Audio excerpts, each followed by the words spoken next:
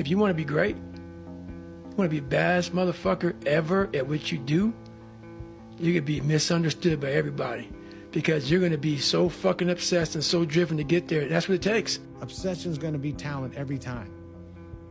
You got all the talent in the world, but are you obsessed? Obsessively training 2-3 hours every single day over a year, over 2 years.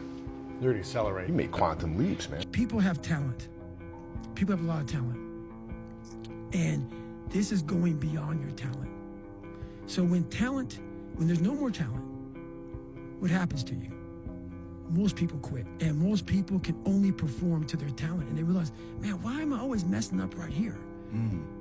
Why is this like my big hurdle? It's because you're performing to your talent. And then after that, your mind has nothing for you.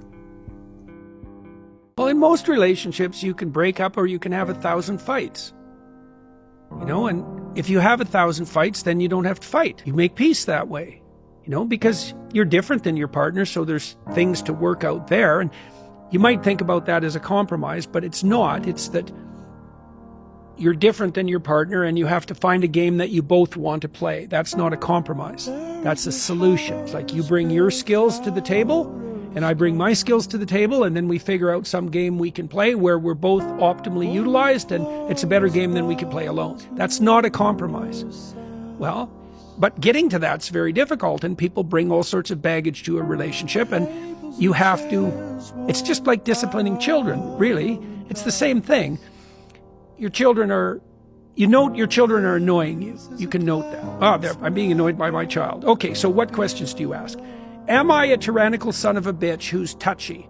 Well, that's why you need your wife, because you can go ask her. My kids are annoying me. Am I a tyrannical son of a bitch who's touchy? And she said, yeah, you probably need something to eat, or you're a bit of a prick that way. And you got to listen because maybe it's you. Or maybe she says, yeah, that goddamn child's been getting on my case too. And then you ask each other, are we mutually tyrants? It's like, no, that kid's annoying. Okay. Do we want him to be annoying? Well, if you love your child, then the answer to that would be no. Because if he's annoying you, he's going to annoy other people. He's going to annoy his potential friends. He's going to annoy other adults.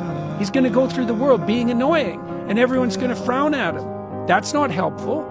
So then you could just fix it. You're crazy until you're successful. Then you're a genius. People think you're too obsessed. You're a weirdo. Get a life. Be realistic. People will convince you you're out of your mind for wanting to do this. I think you're crazy until you're successful. Then you're a genius. My dad always said, son, you get so many movie awards in the world. When are you get one of these? Then I just look at my dad, ha ha ha. Dad, I only make comedy action movies. Many years later, I come to Hollywood, meeting with some big studio director, my friend's house, Stallone's house. That was 23 years ago. I see these little things in his house. I touched it, I kissed it, I smelled it. I believe still have my fingerprints in. They keep it. Then I thought to myself, I really want one.